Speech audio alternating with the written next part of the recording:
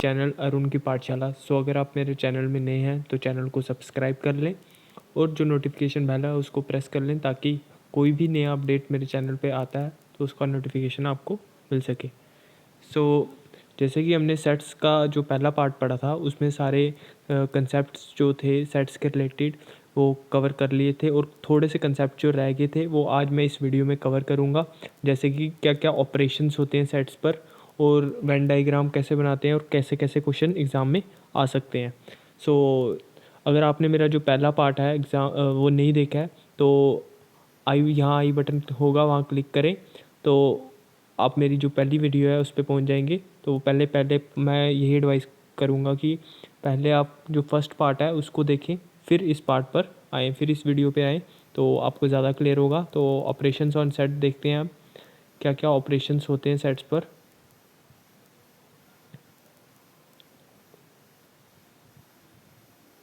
हाँ, operations on sets basically अब generally जो नंबर्स पर क्या ऑपरेशंस होते हैं। अगर हम नंबर्स की बात करें, नंबर्स में हम एडिशन, सब्ट्रैक्शन और डिवीजन ये जो ऑपरेशंस हैं वो करते हैं। लेकिन जो सेट्स हैं उन पे क्या क्या ऑपरेशंस होते हैं। सेट्स पे एक यूनियन का ऑपरेशन होता है, एक इंटरसेक्शन का ऑपरेशन होता है, एक डिफरेंस का ऑपरेशन होता है। अब हम क्या करेंगे, एक एक करके इन ऑपरेशंस को परफॉर्म करेंगे सेट्स पे और देखेंगे क्या रिज़ल्ट आता है।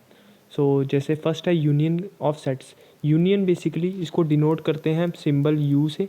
और क्या होगा इसमें, क्या होगा जैसे अगर सपोज़ करके ए में 1 2 3 एलिमेंट्स हैं और बी में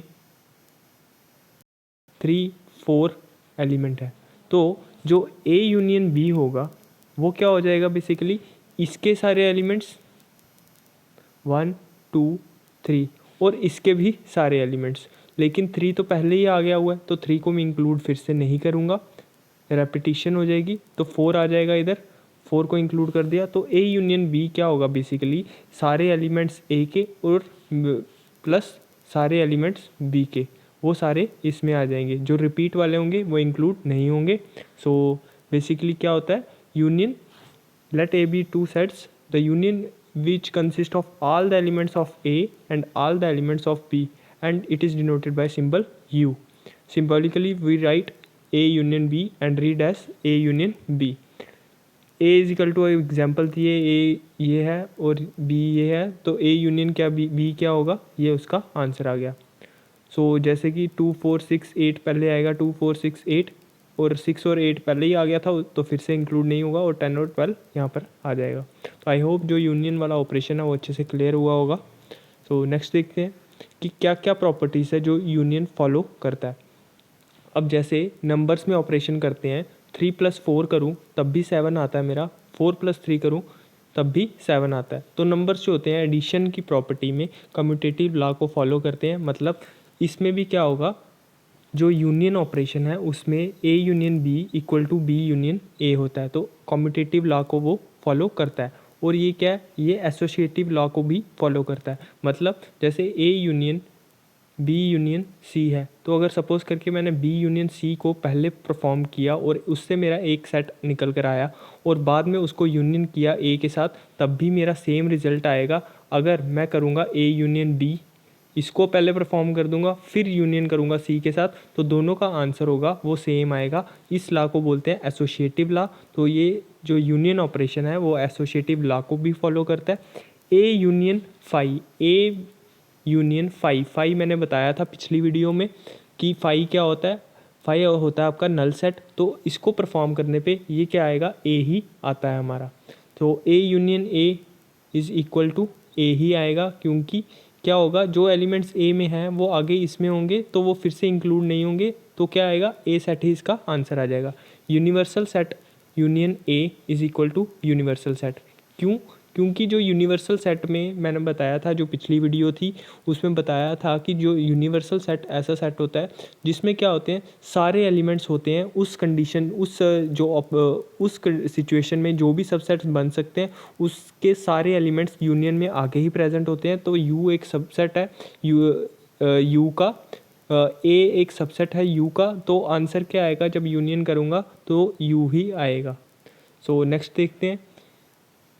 नेक्स्ट ऑपरेशन है आपका इंटरसेक्शन। इंटरसेक्शन का जो सिंबल होता है वो उल्टा यू होता है। अगर मैंने रिप्रेजेंट करना है कि ए इंटरसेक्शन बी, तो इसमें क्या होगा, बेसिकली कौन से एलिमेंट्स इसमें आएंगे जो दोनों में कॉमन होंगे, जो दोनों के कॉमन एलिमेंट्स होंगे वो आएंगे। जैसे सपोज करके अगर ए मेरा 1 2 3 है, ए मेरा 1 2 3 है, बी मेरा 3 4 5 है, तो जो ए इंटरसेक्शन बी होगा वो क्या आएगा, मेरा 3 आ जाएगा, क्योंकि दोनों में कॉमन एलिमेंट जो है वो सिर्फ 3 है।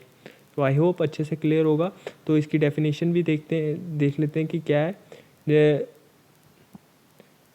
The intersection of sets of A and B is the set of all the elements which are common to both A and B. जो दोनों में कॉमन होंगे, सिंबल ये वाला यूज़ होता है, और symbolically we write A intersection B. और इसमें कौन से एलिमेंट्स आएंगे, जो बिलोंग करते हैं ए को भी एंड जो बिलोंग करते हैं बी को भी। जो दोनों में बिलोंग करते होंगे वो इस ए इंटरसेक्शन बी के सेट में फॉल करेंगे। सो नेक्स्ट देखते हैं कि क्या प्रॉपर्टीज़ है वो फॉलो करता है इंटरसेक्शन। कम्यूटेटिव लॉ को ये फॉलो करता है, एसोसिएटिव लॉ को भी फॉलो करता है। और जब मैं करूँगा इंटरसेक्शन ए, सपोज करके कोई सेट ए है, तो फाई के साथ इंटरसेक्शन में क्या आंसर आएगा, हमारा फाई ही आएगा, क्योंकि फाई और ए में जो एलिमेंट्स होंगे, अगर दोनों में कॉमन क्या है, ए सेट के जो सबसेट्स होंगे उसमें सिर्फ एक ही चीज़ कॉमन होगी, वो होगी नल सेट। क्योंकि नल सेट होता है वो हर एक सेट का सबसेट होता है, तो वो इसका भी सबसेट होगा। तो जब इसका भी सेट, इसके सेट में ये वाली चीज़ आएगी और इसमें भी ये वाली चीज़ आ रही है, तो दोनों का जो आंसर आएगा इंटरसेक्शन में वो फाई ही आएगा, यानी नल सेट ही आएगा। सो आई होप ये भी क्लियर होगा। A intersection A is equal to, ये तो ए ही होगा, क्योंकि अगर ए 1 2 3 है, ए 1 2 3 है और फिर से ए 1 2 3 है, तो कॉमन में ये तीनों टर्म्स जो भी इंक्लूडेड होंगे, जो भी एलिमेंट्स होंगे वो ए के, वो कॉमन में आएंगे ही आएंगे। आई होप क्लियर होगा ये। नेक्स्ट है, ये है डिस्ट्रीब्यूटिव लॉ। तो जो डिस्ट्रीब्यूटिव लॉ को भी फॉलो करता है इंटरसेक्शन ऑपरेशन। अब डिस्जॉइंट सेट्स, डिस्जॉइंट सेट कौन से सेट्स होते हैं? डिस्जॉइंट सेट्स आर दो सेट्स जिनमें कोई भी एलिमेंट कॉमन नहीं होता है, नो एलिमेंट इन कॉमन। वो वाले सेट्स को हम क्या बोलते हैं? Disjoint set. फॉर एग्जांपल अगर ए 1 2 3 है, बी 4 5 6 है, तो ये क्या सेट्स हैं हमारे? ये दोनों सेट्स क्या हैं? Disjoint set. क्योंकि जो ए इंटरसेक्शन बी है इस केस में, सॉरी, जो ए इंटरसेक्शन बी है वो क्या आएगा? Null set. अगर दो सेट्स के इंटरसेक्शन में उनका आंसर नल सेट आ जाए तो वो कौन से सेट्स कहलाते हैं? वो कहलाते हैं डिसजॉइंट सेट्स। आई होप एक डिसजॉइंट सेट्स का कंसेप्ट है वो अच्छे से क्लियर हुआ होगा। सो डिसजॉइंट सेट्स का अगर मैं वेन डायग्राम में सपोज करके बताया था कि जो सबसेट्स होते हैं उनको मैं ड्रा करता हूँ सर्कल में, और जो यूनिवर्सल सेट होता है उसको मैं रेक्टेंगल में ड्रा करता हूँ वेन डायग्राम में। अगर वेन डायग्राम में डिसजॉइंट सेट्स देखूँ मैं, तो वो क्या आएंगे? वो आएंगे, ये ए सेट है सपोज करके, ये बी सेट है, तो दोनों में कुछ भी पार्ट है जो वो कॉमन नहीं आ रहा है, nothing is common. So disjoint sets are the दो सेट जिनमें कोई भी एलिमेंट कॉमन नहीं होगा। अगर सपोज करके इन दोनों में अगर जो ए इंटरसेक्शन बी है वो फाई ना हो करके कोई ना कोई एलिमेंट इसका आंसर है, तो उस केस में जो वेन डायग्राम होगी वो कैसे बनेगी? वो बनेगी आपकी, जैसे ये ए सेट है तो ये बी सेट है, मतलब दोनों में कुछ ना कुछ पार्ट है वो कॉमन आ रहा है। नेक्स्ट देखते हैं डिफरेंस ऑफ सेट्स। अब डिफरेंस कैसे कर सकते हैं? जैसे एक सेट ए है माइनस दूसरा सेट बी, इसको रिप्रेजेंट ऐसे करते हैं माइनस साइन से, और ये बेसिकली इसका आंसर क्या आएगा? इसमें क्या आएगा? जैसे ए माइनस बी है तो इसमें क्या होगा? ए में से मेरे को बी को निकालना है, तो क्या करूँगा मैं? जो बी के एलिमेंट्स होंगे वो ए में से निकालूंगा, तो वो इसका आंसर आ जाएगा। जैसे फॉर एग्जांपल मैं अभी, जैसे ए मेरा है 1 2 3 4 5 और बी है मेरा 2 3, तो a माइनस बी मेरा क्या हो जाएगा? a माइनस बी, ए में से मैं b वाले एलिमेंट को हटा दूंगा तो वो इसका आंसर आ जाएगा 1 4 5। तो डिफरेंस क्या आ जाएगा? a minus B 1 4 5। I hope अच्छे से क्लियर हुआ होगा। सो अगर अब जैसे ये एग्जांपल दी हुई है, जैसे डिफरेंस की मैंने डेफिनेशन बता दी, तो जैसे ये एग्जांपल दी हुआ है, इस केस में a माइनस बी अगर मैं निकालूँ तो क्या आएगा, a माइनस बी मेरा क्या आएगा, वो आ जाएगा मेरा 2 हटा दूंगा, 4 हटा दूंगा, 6 हटा दूंगा और 8 भी हटा दूंगा। तो a में से b के जो सारे एलिमेंट्स हैं वो माइनस कर दूंगा, तो क्या आएगा, 1 आएगा, 3 आएगा और 5 आएगा, 1 3 5, हाँ यही आएगा ना। और अगर b माइनस ए निकालूँ, b में से a के सारे एलिमेंट्स निकाल दूँ, तो b में से a में 2 भी आ रहा है, 4 भी आ रहा है, 6 भी आ रहा है, लेकिन 8 जो है वो नहीं आ रहा है, तो b माइनस क्या हो जाएगा मेरा, 8 हो जाएगा। आई होप जो डिफरेंस का कंसेप्ट है वो अच्छे से क्लियर हुआ होगा। अब एक आता है सिमेट्रिक डिफरेंस। सिमेट्रिक डिफरेंस क्या होता है, अब जो वेन डायग्राम में भी अगर मैं बताऊँ आपको, डिफरेंस में अगर मैं वेन डायग्राम सपोज करके ड्रॉ करता, ये अगर सपोज करके मेरा ए सेट था, ये मेरा बी सेट था और इन दोनों में कुछ कॉमन आ रहा था, तो इसमें क्या होगा, जो आंसर आएगा अगर मैं ए माइनस बी करूँगा, वो शेडिड पोर्शन कौन सा आएगा, वो ये वाला शेडिड पोर्शन आएगा। जो एलिमेंट्स सिर्फ ए में आ रहे हैं, बी में नहीं आ रहे हैं। तो आई होप जो वेन डायग्राम है वो भी अच्छे से क्लियर हुई होगी। अब सिमेट्रिक डिफरेंस है, इसको या तो मैं ऐसे रिप्रेजेंट करता हूँ या इसको रिप्रेजेंट करता हूँ ऐसे ट्राइंगल शेप में। तो सिमेट्रिक डिफरेंस का जैसे मैं अगर निकालूँ ए सिमेट्रिक डिफरेंस बी, तो इसका क्या आंसर आएगा, देखते हैं क्या आंसर आएगा इसका। इसका बेसिकली जो A symmetric B is equal to क्या होता है, वो ए में से बी के एलिमेंट हटा दो, यूनियन बी माइनस ए, इसका क्या होगा ये। और अगर मैं डायग्रामेटिकली आपको बताऊं तो ये कौन सा पोर्शन होगा, जैसे सपोज करके ये एक सेट ए है, ये दूसरा सेट बी है, इन दोनों में कुछ ना कुछ कॉमन है, तो ये कौन सा एरिया होगा, ए सिमेट्रिक बी वाला, शेडेड पोर्शन से शो किया मैंने, ये वाला एरिया होगा। इसमें जो ये कॉमन पार्ट आएगा वो नहीं आएगा। तो इसका अगर मैं यहाँ से एक और फार्मूला निकालूँ ए सिमेट्रिक बी का, तो वो क्या हो सकता है, बेसिकली वो हो सकता है ए यूनियन बी, जो पहले मैं ए यूनियन बी कर लूँ, माइनस करूँ उसमें से ए इंटरसेक्शन बी, तो ये भी एक फार्मूला हो गया सिमेट्रिक डिफरेंस का। आई होप अच्छे से क्लियर हुआ होगा कि क्या है इसका आंसर। नेक्स्ट आ गया complement of a set and D laws. Complement कैसे निकालना है सेट का, और डी मॉर्गन लॉस। अब जैसे सपोज करके जो कॉम्प्लीमेंट होगा वो विद रिस्पेक्ट टू किसके निकलेगा, वो निकलेगा यूनिवर्सल सेट के। क्योंकि अगर मैं सपोज करके किसी सेट का जैसे यू दिया हुआ है, मुझे यूनिवर्सल सेट दिया है 1 2 3 4, और इसी सिचुएशन में ए सेट दिया हुआ है 2 3 करके, तो जब मैं निकालूंगा, जब मैं ए कॉम्प्लीमेंट निकालूंगा, कॉम्प्लीमेंट का ऐसे निशान आता है, यहाँ ऊपर बार आ जाएगा, दोनों में से कुछ भी नोटेशन यूज़ हो सकती है, नॉर्मली ऐसी वाली नोटेशन यूज़ होती है। तो उस केस में ए कॉम्प्लीमेंट क्या आएगा, यू में से ए के एलिमेंट को हटा देना, तो क्या होगा 2 3 को जब मैं हटाऊंगा यू से, तो क्या आंसर आएगा मेरा 1 और 4, तो ए कॉम्प्लीमेंट क्या हो गया 1 4। सो डी मॉर्गन लॉज है, वो भी उस पर भी कई बार एग्ज़ाम में क्वेश्चन पूछ सकते हैं। जैसे कॉम्प्लीमेंट वाला था कि अगर सपोज करके ए यूनियन ए बार होगा, तो वो क्या होगा, बेसिकली अब ए यूनियन ए बार का मैंने बताया कि ए कॉम्प्लीमेंट का क्या होता है यू माइनस ए। तो जब इसको मैं सॉल्व करूँगा वो क्या आ जाएगा मेरा, बेसिकली यूनिवर्सल सेट ही आ जाएगा। तो ए इंटरसेक्शन ए का कॉम्प्लीमेंट, ए के कॉम्प्लीमेंट और ए में क्या कुछ कॉमन होगा, वो ऑब्वियसली कुछ भी कॉमन नहीं होगा, तो क्या आएगा 5 आएगा। जैसे मैंने पिछले एग्जांपल ली थी उसमें भी आप इसको अप्लाई करके देख सकते हैं। अब डी मॉर्गन लॉस का देख लेते हैं हम कि क्या है De Morgan loss. De Morgan law क्या बोलता है कि अगर ए यूनियन बी का होल कॉम्प्लीमेंट करूँ, उसका क्या आंसर आएगा, ए कॉम्प्लीमेंट इंटरसेक्शन, ये वाला साइन है जो वो चेंज हो जाएगा इंटरसेक्शन में, यूनियन का साइन चेंज हो जाएगा इंटरसेक्शन में, अगर इंटरसेक्शन का होगा वो यूनियन में चेंज हो जाएगा, तो इसका ये आंसर आ जाएगा।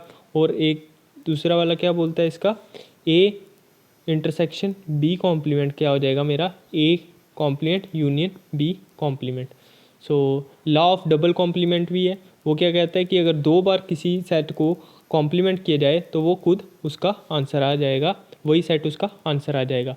तो फाई का कॉम्प्लीमेंट करूँ तो वो यू आएगा, यू का कॉम्प्लीमेंट करूँ तो वो फाई आएगा। तो नेक्स्ट देखते हैं फॉर्मूल। अब कुछ फार्मूले हैं जिसके बेस पे क्वेश्चंस कई बार एग्ज़ाम में पूछे जाते हैं। जैसे ये अगर मैं लिखूँ एन ए, इसका मतलब क्या होगा कि number of elements in set A, number of elements in set A. तो वैसे ही लिखा हुआ है number of elements in set B, वो क्या होगा ए यूनियन बी, वो क्या होगा number of elements in set A, number of elements in set A. अगर डायग्राम में शो करूँ ये ए सेट है, in plus number of elements in set B minus number of elements in A intersection B, minus कर देना एक बार इसको, क्योंकि अब ये वाला क्वेश्चन अरेज होता है, ये वाला माइनस क्यों हुआ बेसिकली। अब जब मैं डायग्राम में ही देख रहा हूँ कि पहले ये ए सेट आया फिर बी सेट आया, तो ये वाला पोर्शन जो है वो मेरा दो बार ऐड हो गया इस चीज़ में, लेकिन ये वाला एक ही बार ऐड होना चाहिए था क्योंकि ये कॉमन में आ रहा था, इसीलिए ये वाला चीज़ जो है वो एक बार हमने सब्ट्रैक्ट कर दिए फॉर्मूले में से। तो आई होप क्लियर होगा। और ये दूसरा फार्मूला है कि number of elements in A union B union C, तो इसमें क्या करना है N of A plus N of B plus N of C minus A intersection B minus B intersection C में जितने एलिमेंट है minus A intersection C plus number of elements in A intersection B intersection C. So ये फार्मूले आप note कर लें। अब देखते हैं कि कुछ क्वेश्चंस हैं वो कैसे सॉल्व करने हैं।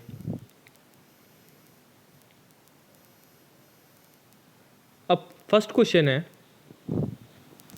इन क्वेश्चंस को हम दो तरीके से बेसिकली सॉल्व कर सकते हैं। एक तो होता है वेन डायग्राम वाला और दूसरा मेथड होता है सिंपल जो फार्मूले बताए उनसे सॉल्व करना है। सो पहले देख लेते हैं कि क्या दिया हुआ है कि there are 20 teacher who teach mathematics, means जो टीचर हैं वो मैथमेटिक्स वाले वो हैं आपके, अच्छा सॉरी आगे भी दिया हुआ है और फिज़िक्स मैथमेटिक्स और फिज़िक्स वाले टीचर कितने हैं, वो है 20। तो और दिया हुआ है, और वर्ड से मुझे पता चलता है कि ये यूनियन के बारे में बात कर रहा है। अगर एंड दिया होता वो इंटरसेक्शन में बात करना था उसने। अब देखते हैं कि फिर लिखा हुआ है कि 12 teach mathematics, number of teacher who teach mathematics is 12 and 4 teach both के बारे में, मतलब वो इंटरसेक्शन की बात हो रही है, एम इंटरसेक्शन पी। तो वो कितने हैं आपके, वो हैं 4। तो जब मैं इसमें अब निकालना है कि हाउ मैनी टीच फिज़िक्स, तो इसमें जो प्रीवियस जो फार्मूला बताया था उसमें से एक फार्मूला लगना था एम यूनियन पी वाला। तो इसमें क्या आना था, number of elements in M union P is equal to number of elements in M plus number of elements in P minus number of elements in M intersection P. तो number of elements in M वो है आपके 12 plus number of elements on P ये मुझे निकालना है, plus minus number of elements in common वो है 4। तो यहाँ पे भी दिया हुआ है कि एम यूनियन पी कितना है 20। तो जब मैं इसको सॉल्व करूँगा तो वो कितना आ जाएगा मेरा 12, एन ऑफ पी मेरा कितना आ जाएगा 12। इसको मैंने सॉल्व करके पूरा एक इमेज डाली हुई है, वो है ये देख लो कि सबसे पहले क्या किया मैंने, जैसे 20 टीचर्स थे हु टीच मैथमेटिक्स और फिज़िक्स, तो ये ले लिया 20 teachers. Of this 12 teach mathematics and 4 teach physics and maths. 12 mathematics teach करते हैं और मैथ्स और फिज़िक्स वाले 4 टीचर आ गए। तो क्या फार्मूला लगा के पूरा सॉल्व किया हुआ है, ये देख लें आप, पूरा सॉल्व किया हुआ है। तो अगर कोई डाउट हो तो आप कमेंट सेक्शन में डाउट को पूछना, मैं कोई रिप्लाई करूँगा। सो अगर सपोज़ करके इस क्वेश्चन को मुझे वेन डायग्राम के थ्रू सॉल्व करना होता तो मैं कैसे करता, यहाँ पे ले लेता मैं, ये आ गया मेरा मैथ्स वाला सर्कल, ये आ गया मेरा फिज़िक्स वाला सर्कल। अब 20 टीचर्स थे जो या तो मैथ्स या फिज़िक्स टीच करते हैं, तो ये प्लस ये एरिया जो है, ये जो एरिया है ये दिया हुआ है इन्होंने, ये 20, ये मैं इसमें साइड में रख लेता हूँ कि ये मुझे 20 दिया हुआ है टोटल एरिया जो अभी मैंने ड्रॉ किया है। अब 12 टीच मैथमेटिक्स, यहाँ लिख लिया मैंने कि 12 टीच करते हैं mathematics, 4 teach both physics and math, 4 दोनों पढ़ाते हैं। अब मतलब अगर मैंने ओनली मैथ का निकालना हो तो 12 में से 4 का निकालूं तो वो ओनली मैथ्स का निकल जाएगा, ओनली वाला मैं अंदर लिखूंगा। सो यहाँ पे क्या आ गया 8। अब उन्होंने दिया हुआ है यूनियन, ये टोटल एरिया जो है वो 20 है, तो ये 8 + 4 12 ये हो गया। तो 20 में से जब 12 को माइनस करूँगा तो वो इसका ये वाला क्वेश्चन आ जाएगा, वो निकल जाएगा जो सिर्फ फिज़िक्स पढ़ाते हैं। लेकिन मुझे निकालना है हाउ मैनी टीच फिज़िक्स, वो कितना हो जाएगा 8 + 4, क्योंकि ये इस सर्कल में ये वाला 8 भी आ रहा है, तो ये वाला 4 भी आ रहा है, ये वाला 8 भी आ रहा है और ये वाला 4 भी आ रहा है, तो दोनों को प्लस करूँगा वो आ जाएगा 12। तो 12 इस क्वेश्चन का आंसर होगा। थ्रू वेन डायग्राम भी क्वेश्चन कर सकता था। अब नेक्स्ट क्वेश्चन देखते हैं। ये क्वेश्चन हो गया क्लियर, ये आप देख लें, यही क्वेश्चन की मैं सिर्फ सॉल्व करके उसका स्क्रीनशॉट डाला हुआ है। नेक्स्ट क्वेश्चन है, अगर 400 स्टूडेंट हैं एक स्कूल में, 100 लिस्टेड एज एप्पल जूस पीते हैं, जो 150 ऑरेंज जूस पीते हैं, 75 taking orange as well as apple juice, how many were taking neither orange nor apple juice. अब इसमें निकालना है हमें कि एक तो दिया हुआ कि एक एप्पल जूस पीते हैं, एक ऑरेंज जूस पीते हैं। अब हमें निकालना है कि अगर 400 बच्चे हैं स्कूल में तो कितने बच्चे हैं जो ना तो ऑरेंज पीते हैं ना तो एप्पल जूस पीते हैं, हमें ये निकालना है। तो मैं क्या करूँगा, मैं निकाल लूँगा टोटल पहले कि एप्पल या ऑरेंज जूस पीने वाले बच्चे कितने हैं, तो उसको मैं इस 400 में से माइनस कर दूँगा, तो आगे मेरा क्वेश्चन निकल जाएगा। आगे मैंने इसको सॉल्व किया हुआ है, तो देख लें आप कैसे सॉल्व किया है इसको। इसमें दिया हुआ है कि 400 स्टूडेंट इन ए स्कूल, तो ये मैंने यूनिवर्सल सेट ले लिया कि ये 400 है।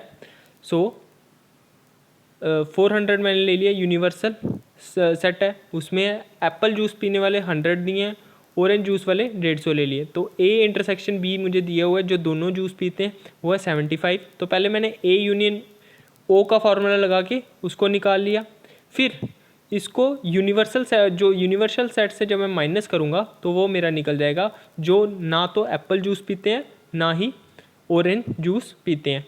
तो इसको मैं वेन डायग्राम के थ्रू भी सॉल्व कर सकता था, अगर आप चाहें तो कर सकते हैं, जैसे मैंने मेथड बताया वैसे ही करना है इसको सॉल्व। सो नेक्स्ट क्वेश्चन देखते हैं। अब जैसे ये क्वेश्चन है, इसमें दिया है कि 38 मेडल्स फुटबॉल में एक कॉलेज ने अवार्ड किए, 15 बास्केटबॉल में किए, 20 क्रिकेट में किए। इसमें 3 स्पोर्ट्स के बारे में बोला हुआ है, जैसे एक फुटबॉल है, एक बास्केटबॉल है, एक क्रिकेट है, तो इसके बारे में बोला हुआ है। फिर इसमें बोला हुआ है कि if there were total 58 man and only 3 got all the 3 medals, मतलब जो बास्केटबॉल क्रिकेट और फुटबॉल था तीनों में कॉमन कितने थे, 3 मैन गॉट मेडल्स, वो 3 आ जाएगा। तो इसको अब निकालना हमें how many got exactly 2 of these 3 sports. अब क्वेश्चन था कि शुरू से मैं पूरा क्वेश्चन रिपीट करता हूँ ताकि आपको और अच्छे से समझ आ सके। अब एक कॉलेज है जिसने 38 मेडल दिए फुटबॉल में, 15 दिए बास्केटबॉल में और 20 दिए क्रिकेट में, ठीक है। अब टोटल कितने पर्सन्स को गए ये मेडल, ये 58% को गए, और 3% ऐसे थे जिनको तीनों में तीनों स्पोर्ट्स में मेडल मिले। अब निकालना है हमें हाउ मैनी जो पर्सन है उन्होंने रिसीव किए medal in exactly 2 of the sports, सिर्फ 2 स्पोर्ट्स में जिनको मेडल मिले हों, तो वो निकालना है। अब देखें कैसे निकाला मैंने। अब इसमें क्या करना है हमें, जैसे मैं क्या कर लूँगा, पहले फुटबॉल के ले लूँगा, फुटबॉल के कितने आए हैं, बास्केटबॉल के कितने हैं, क्रिकेट के कितने हैं, और तीनों में कॉमन कितने हैं। जैसे इसमें दिया हुआ है 3 कॉमन, तीनों में कॉमन 3 हैं। तो यहाँ पे यूनियन दिया हुआ मुझे 58 दिया हुआ है, यूनियन दिया हुआ है 58। तो इसमें मैं union A union B union C वाला फार्मूला लगाऊंगा, तो उससे क्या निकलेगा मेरा अब जैसे मैंने यहाँ पे फॉर्मूला लगाया तो यहाँ पे क्या निकल जाएगा मेरा, ये वाला पोर्शन होगा जो ये वाला निकल जाएगा, जो तीनों में मतलब 2 स्पोर्ट खेलते हैं, वो वाले पर्सन जो 2 स्पोर्ट खेलते हैं। यहाँ से मेरा जो 2 स्पोर्ट खेलते हैं वो वाला आंसर निकलेगा 18। लेकिन अब ये पर्सन 2 स्पोर्ट तो खेलते हैं, लेकिन इसमें भी कुछ ऐसे पर्सन होंगे जो तीनों स्पोर्ट खेलते होंगे। तो वो क्या होंगे बेसिकली, वो क्या होंगे, जो कॉमन वाले होंगे, बिल्कुल कॉमन, जैसे 3 दिया हुआ है बिल्कुल कॉमन वाले, तो वो जो तीनों में बेसिकली जो F union B, F intersection B, B intersection C और सी इंटरसेक्शन एफ है, उसमें क्या होगा, वो तीनों 3 बार ऐड हो गए होंगे। तो उसमें क्या होगा, मैं 3 बार इसको माइनस कर दूंगा तो वहाँ से मेरा आंसर निकल जाएगा। इसका मैं जो आपको सही से जो डिस्क्रिप्शन है वो मैं सिर्फ वेन डायग्राम के थ्रू बता सकता हूँ कि इस क्वेश्चन को क्या वो था, क्या लॉजिक था इसमें क्वेश्चन में। अब बेसिकली इसमें था, एक तो फुटबॉल था, एक था बास्केटबॉल, एक फुटबॉल था, एक बास्केटबॉल था, एक था क्रिकेट। अब बेसिकली हमें दिया था कि टोटल 58 मैन है, और दिया था फुटबॉल खेलने वाले कितने हैं 38%, बास्केटबॉल वाले कितने हैं 15%, और क्रिकेट वाले कितने हैं वो है मेरे 20%। अब क्या हुआ, अब यहाँ पे उसने दिया था कि ये वाले पर्सन है जो ये तीनों स्पोर्ट खेलने वाले, वो पर्सन है 3 लोग हैं, वो जो तीनों स्पोर्ट में जिनको मेडल मिला वो है 3 लोग हैं। अब जब मैंने वो फार्मूले के थ्रू सॉल्व किया तो उस केसेस में क्या होगा, ये वाला पोर्शन प्लस ये वाला पोर्शन प्लस ये वाला पोर्शन फार्मूले से निकल जाएगा। जब मैंने फार्मूला लगाया उसके थ्रू मैंने क्या किया कि 15 में से फार्मूला लगा के ये वाला पोर्शन निकल जाएगा, ये 3 पोर्शन मेरे निकल जाएगा। लेकिन अब क्या, अब ये वाला जो पोर्शन है सेंटर वाला, वो मेरा बेसिकली मुझे तो चाहिए ही नहीं, क्योंकि उसने मांगा है सिर्फ 2 स्पोर्ट खेलते हैं, और ये वाला पोर्शन जो मैंने आंसर निकाला है उसमें 3 बार ये वाला पोर्शन आया है। तो इसको मैं सब्ट्रैक्ट भी क्या करूँगा, 3 बार इसको सब्ट्रैक्ट करूँगा। तो 3 बार इसको मैंने एंड में सब्ट्रैक्ट किया, जब मेरा 18 आया था उसको 3 बार मैंने 3 दिया थे, ये 3, तो 3 × 3 किया 9, तो 18 में से जब 9 सब्ट्रैक्ट किया तो मेरा आंसर आया 9। तो आई होप ये क्वेश्चन क्लियर हुआ होगा। अब नेक्स्ट क्वेश्चन देखते हैं। नेक्स्ट क्वेश्चन है, in a survey Sam found that, in a survey, last question है ये, in a survey Sam found that 38 people liked product A, 36 liked product B, 39 liked product C. If 24 liked both A and B, 20 liked C and A, 18 liked B and C, and 9 liked all the 3 products, then find how many liked product C only. अब C only कितने persons करते थे, सिर्फ सी जिनको पसंद था। अब जैसे मैंने डाटा को रिप्रेजेंट किया हुआ है, जो प्रोडक्ट ए को लाइक करते थे, जो बी को लाइक करते थे, सी को लाइक करते थे, जो ए और बी को लाइक करते थे, जो सी और ए को लाइक करते थे, जो बी और सी को लाइक करते थे, जो तीनों को लाइक करते थे, वो उसका इतना डेटा है। तो अब जो सिर्फ सी को लाइक करते थे, अगर सपोज करके ये मेरा सी है, तो उसमें से जो क्या करना था मुझे, ए, अब जैसे वेट, अब जैसे ये ए था, ये बी था, ये सी था, अब यहाँ पे मुझे निकालना था ये ए, ये बी, ये सी, मुझे निकालना था जो सिर्फ सी को लाइक करते हैं। तो उसमें से ये वाला पोर्शन मुझे हटाना था, जो सी और ए में कॉमन आया वो मैंने हटाया, और जो बी और सी को लाइक करते थे वो हटाया, वो हटा दिया। लेकिन अब क्या था, इस केस में जो ये वाला पोर्शन था वो मेरा 2 बार सब्ट्रैक्ट हो गया था। तो इसको मुझे क्या करना पड़ना था, 1 बार ऐड करना पड़ना था। तो इसको मैंने ऐड किया हुआ है, जैसे A intersection B intersection C को, तो वहाँ से मेरा आंसर निकल जाएगा, वहाँ से मेरा आंसर निकल जाएगा 38 - 20 - 18 + 10 करूँगा तो वहाँ से मेरा आंसर आ जाएगा 10, जो इसका आंसर है। अगर कोई भी डाउट आपको रहता हो तो आप मुझे कमेंट सेक्शन में लिख सकते हैं कि क्या डाउट है आपका, तो मैं उसको कोशिश करूँगा क्लियर करने की। सो आई होप जो पार्ट सेकंड वो अच्छे से क्लियर हुआ होगा। सो आज के लिए इतना ही। Thank you.